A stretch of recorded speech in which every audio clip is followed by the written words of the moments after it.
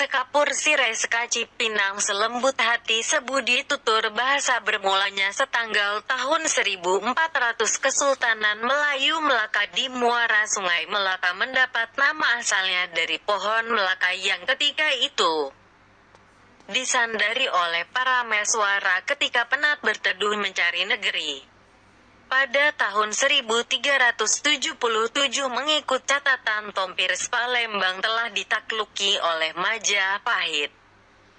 Ceritanya bermula di negeri Palembang ketika anak raja telah berkawin dengan puteri kepada Batara Tumapel pemerintah Pulau Jawa Majapahit dan kesempatan tersebut digunakan oleh beliau untuk memberontak serta membebaskan negerinya dari naungan Jawa selepas beliau gagal membayar upeti. Atas tindakannya itu menyebabkan kemurkaan pada Bentara Tumapel yang kemudian bertindak menyerang Pulau Bangka dan juga Palembang.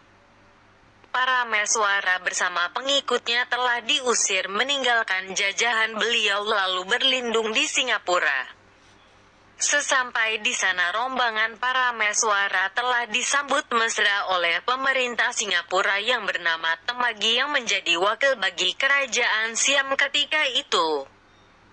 Setelah lama menetap di situ para Meswara serta pengikutnya telah merancang merampas kuasa lalu wakil dari kerajaan Siam yaitu Temagi telah dibunuh dan beliau telah memerintah pulau tersebut selepas peristiwa rampasan kuasa tersebut. Tindakan beliau membunuh wakil kerajaan Siam pada tahun 1398 tersebut telah mengundang tindakan ketenteraan oleh pihak Siam Ayutthaya di mana pemerintahan para Meswara di Singapura diserang hebat lalu beliau terpaksa berundur ke Muar di Ulu Muar Johor. Beliau membuat kota tetapi apakan daya terlalu banyak biawak di sana hampir setiap hari biawak yang berjumlah ribuan ekor dibunuh dan menyebabkan biawak yang dibunuh merepot lalu mengeluarkan bau yang amat busuk. Setelah gagal membina kota di Muar, beliau telah memilih kota Buruk untuk dijadikan kawasan pentabiranya tetapi gagal karena binaan kotanya runtuh serta-merta ini menyebabkan beliau terus berhijrah ke arah utara untuk membuat negeri. Di dalam perjalanannya ke arah barat beliau telah singgah di Sening Ujong dan melantik seorang menteri untuk mewakilinya. Setelah beberapa lama di situ beliau meneruskan perjalanannya sebelum tiba di muara Sungai Bertam dan disitulah terdapat perkampungan ok laut atau nelayan dari Puak kaum Selatar dan akhirnya beliau membuat negeri di muara Sungai Melaka.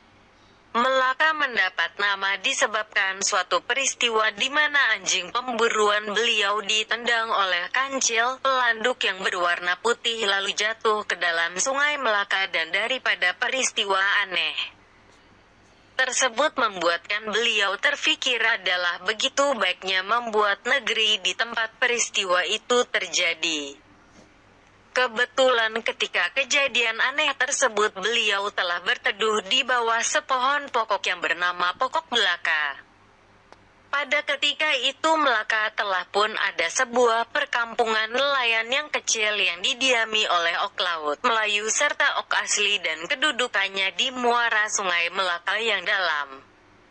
Ada mempunyai bekalan air bersih dan terdapat pokok bakau yang menjadi benteng kepada angin monsun yang kuat menyebabkan beliau tertarik untuk membuat negeri di situ.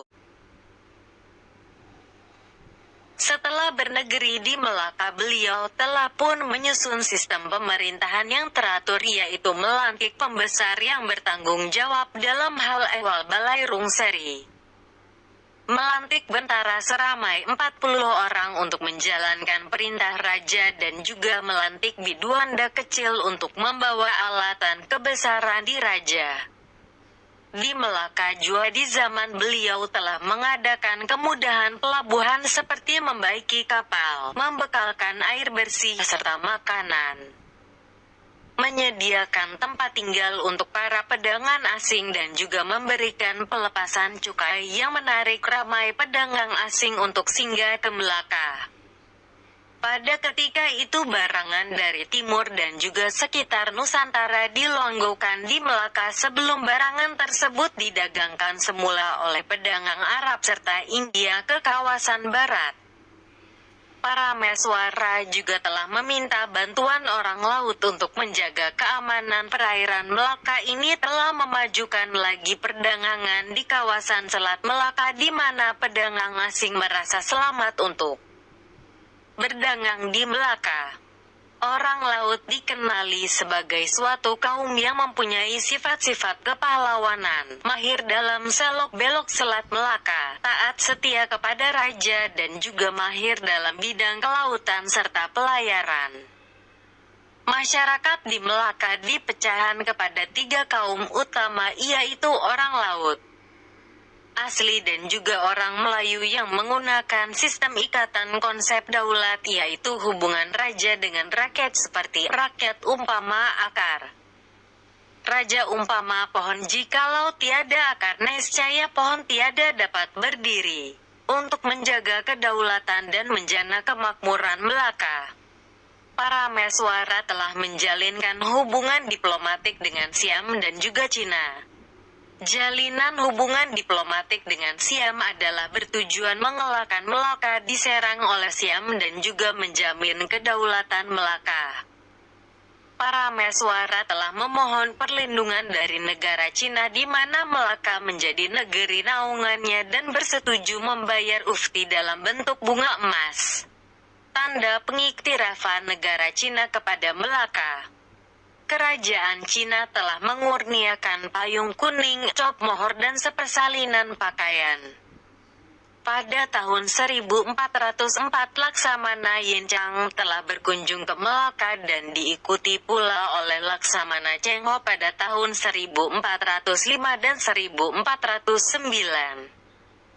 Hubungan baik dengan negara Cina menyebabkan Siam dan Majapahit mengakui kedaulatan Melaka dan tidak lagi berani mengancam serta menyerang negeri Melaka.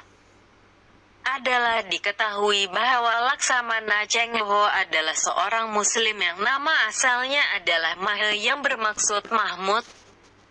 Para Meswara menyusul dengan menghantar utusannya menghadap Maharaja Cina Yongli daripada dinasti Ming sehingga berjaya mendapat pengiktirafan dalam bentuk anugerah kep mohor, kain sutra dan mohor di Raja Perdagangan rempah yang pesat di Melaka membuatkan hampir setiap kapal dari serata dunia datang singgah di Melaka untuk berjual beli asteris. Sesiapa yang menguasai Melaka, dia dapat menguasai perdagangan dunia asteris. Pada tahun 1406 para Meswara berkawin pada umur yang sangat lanjut, yaitu 72 tahun. Dengan puteri Ratna-Ratna Perumalanak Sultan Makdum Alais Din Malik Muhammad Amin Syah, 2 raja daerah Perlak daripada Kesultanan Samudra Pasai dan memakai gelaran Raja Iskandar Syah. Dengan pengislaman para Meswara, sinar Islam terus berkembang di sekitar Nusantara di mana hampir ke semua rakyat Melaka memeluk agama Islam dan semakin ramai pedagang dari tanah Arab datang dan kawasan Gujarat, India singgah berdagang di Melaka. Pada tahun tersebut Melaka telah menjadi sebuah negara Islam yang kuat dengan adanya hubungan Istana Melaka dan Istana Perlak. Kemudiannya telah menjadi satu pelabuhan yang penting di Asia Tenggara di mana pelbagai bangsa dari seluruh dunia dalam segala bidang perniagaan berhimpun di Melaka. Pada tahun 1411 Baginda Sultan serta seluruh kerabat di Raja datang menghadap Maharaja Cina bagi memaklumkan Baginda telah memeluk agama Islam. Kunjungan tersebut disambut penuh kebesaran dan kemuliaan oleh Maharaja Ming. Kemangkatan Baginda pada tahun 1414 telah digantikan oleh anak kanda Baginda, yaitu Raja Ahmad dengan menggunakan gelaran Sultan Megat Iskandar Shah, tahun 1414 sampai tahun 1424. Istana Melaka juga telah berkembang menjadi pusat pengajian Islam, perbincangan dan muzakarah agama sehingga raja-raja Melaka menjadi penuntutnya. Antara nama alim ulama Melaka yang disebut dalam sejarah Melayu adalah Sayyid Abdul Aziz yang mengislamkan dan mengajar raja kecil besar yang kemudian bergelar Sultan Muhammad Shah, yaitu Sultan ketiga negeri Melaka. Daripada hasil temuan menggunakan pengesan logam di sekitar Melaka boleh dijumpai mata uang yang digunakan pada zaman pemerintahan beliau. Adalah dipercayai di zaman beliau ada mencetak mata uang timahnya sendiri dan juga ada temuan lain berupa ingot yang berbentuk tulang, kapal dan lain-lain yang dipercayai berasal dari daerah di Sumatera yang digunakan secara meluas di Melaka. Hasil dari temuan ini juga boleh dijadikan satu andaian bahwa mata uang ini juga teredar di pasar-pasar pedagang di Melaka. Daripada temuan di Sungai Melaka terdapat beberapa barangan yang dipercaya berasal dari abad ke-1400, yaitu semasa beliau membuka negeri Melaka. Antara barangan temuan tersebut adalah berupa ingot, timah yang pelbagai bentuk, size serta beratnya, dan juga beberapa barangan daripada timah yang berbentuk hewan. Adalah dipercayai juga pada zaman permulaan Kesultanan Melayu Melaka, penduduk tempatan telah menggunakan sipot cawi untuk tukaran nilai yang lebih kecil dan juga menggunakan sistem bateri, yaitu tukaran barangan bagi tujuan berjual beli seharian di pasar. Dipercayai juga di zaman beliau timah yang di Lombong dibentuk untuk dibuat jongkong-jongkong timah yang digunakan sebagai mata uang dan juga untuk tujuan eskapot di bawah adalah antara temuan sezaman Sultan Melaka yang pertama 01. Pemerintah kedua Melaka Sultan Megat Iskandar Shah, tahun 1414 sampai tahun 1424. Selepas kemangkatan Parameswara pada tahun 1414, Baginda digantikan oleh anaknya Raja Ahmad yang juga dikenali sebagai Raja Besar Muda. Sebagai pemerintah kedua Melaka, Baginda digelar Sultan Megat Iskandar Shah. Sepanjang pemerintahan Baginda beliau telah membuat 2 kali lawatan ke negara Cina bagi mendapat pengikrafan Maharaja Cina dari dinasti Ming bagi mengukuhkan kedudukannya sebagai pemerintah Melaka. Pada era zaman pemerintahan beliau Melaka berkembang pesat serta maju apabila dijumpai 2 kawasan lombong biji timah di utara Melaka yang boleh disimpulkan di jajaran Linggi sehingga Lukut, manakala perlombongan emas diusahakan begitu pesat di kaki Gunung Ledang serta sekitar daerah Jasin. Pada ketika itu biji timah yang dilebur dan dibuat jongkong digunakan sebagai mata uang di Melaka. Kebanyakan tongkang dari Cina yang singgah di Melaka dikenakan cukai. Banyak penghasilan tanaman dan hasil hutan dikumpulkan sebelum diperdagangkan ke luar negara.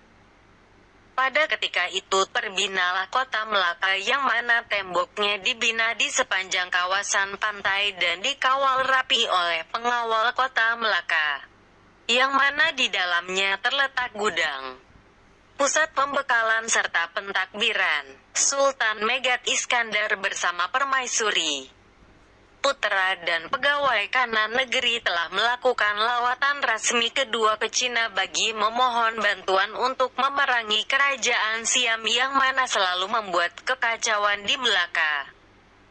Pada tahun 1419 Maharaja Cina telah menghantar perwakilannya untuk memberi amaran kepada Siam agar tidak terus mengganggu bumi Melaka bagi mengukuhkan hubungan dengan negara Cina.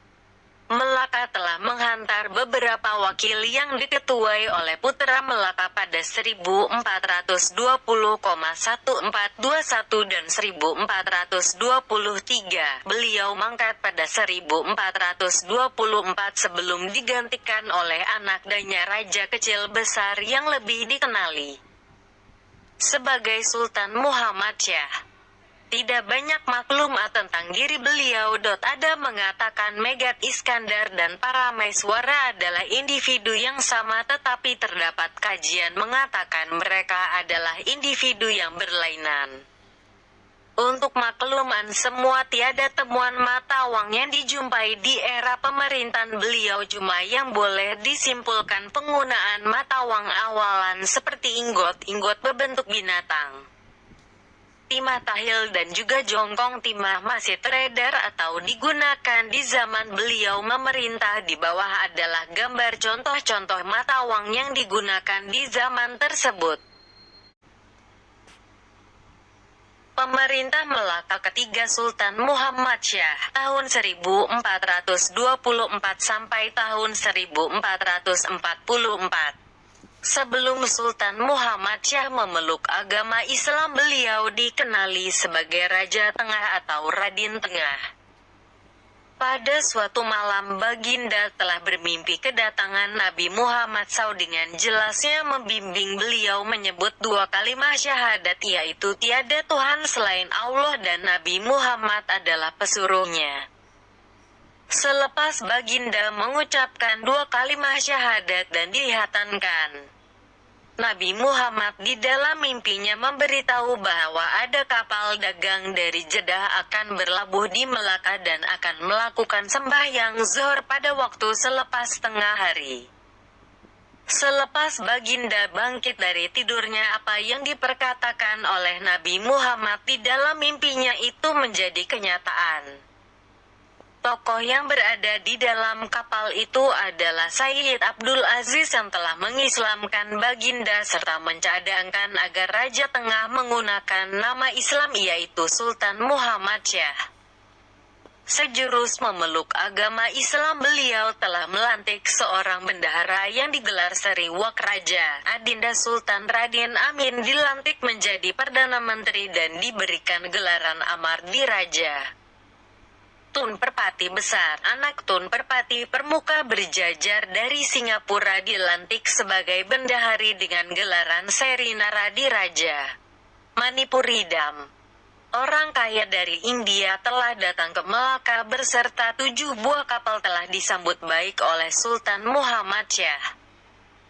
Manipuridam kemudian menjadi menantu kepada Seri Naradi Raja yang dikawinkan dengan anak perempuannya Tun Ratna Sadri.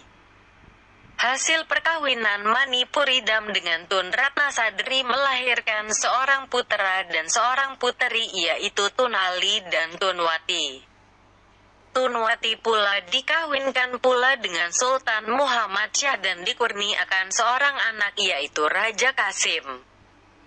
Sultan Muhammad Syah kemudiannya telah mengawini anak kepada pemerintah Rokan dan dikurniakan seorang putra bernama Raja Ibrahim. Walau bagaimanapun Baginda bersikap pilih kasih di mana lebih menyayangi Raja Ibrahim karena berdarah di raja, manakala Raja Kasim hanya dari keturunan bangsawan. Ini diburukan lagi dengan campur tangan. Putri Rokan melantik anaknya sendiri sebagai Raja Muda Melaka, walaupun Raja Ibrahim lebih muda dari Raja Kasim. Ini telah menimbulkan perpecahan dan kekusutan di dalam istana Melaka karena Raja Kasim disokong oleh pedagang serta bangsawan yang mempunyai pengaruh Hindu Muslim dari sebelah emaknya, manakala Raja Ibrahim lebih memihak kepada keturunannya di Rokan. Untuk meredakan kekusutan tersebut, iparnya Tun Ali telah dilantik sebagai bendahari Melaka yang baru, dengan gelaran Seri Naradi Raja. Di samping membuat perlantikan orang kanan negeri, Baginda juga pemerintah pertama yang memperkenalkan pelbagai darjat dan adat tersam baru di Melaka. antaranya penggunaan payung, persidangan di istana, pemberian hormat, penganugerahan darjah negeri, upacara menghadap di raja dan sultan pertama yang memperkenankan sambutan hari raya, serta ada yang mengatakan juga beliau adalah sultan pertama yang memperkenalkan pemakaian baju Melayu serta baju kurung bagi wanita. Pada tahun 1433 Baginda bersama Pemaisuri, putra dan adindanya Raden Bala telah mengikuti pelayaran Cheng Ho ke Cina untuk datang sekali lagi menghadap Maharaja Cina, dan mereka telah menetap hampir 2 tahun di sana. Ketika pemerintahan Baginda Melaka telah pun menjadi pusat penyebaran agama Islam yang unggul di Serata Nusantara, yang mana Melaka telah menggantikan kerajaan Samudra Pasai dalam hal-hal berkaitan pembelajaran penyebaran Islam di rantau ini. Pada tahun 1444 maka mangkatlah Sultan Muhammad Syah setelah memerintah Melaka selama 20 tahun dengan meninggalkan puteranya Raja Kasim dan Raja Ibrahim.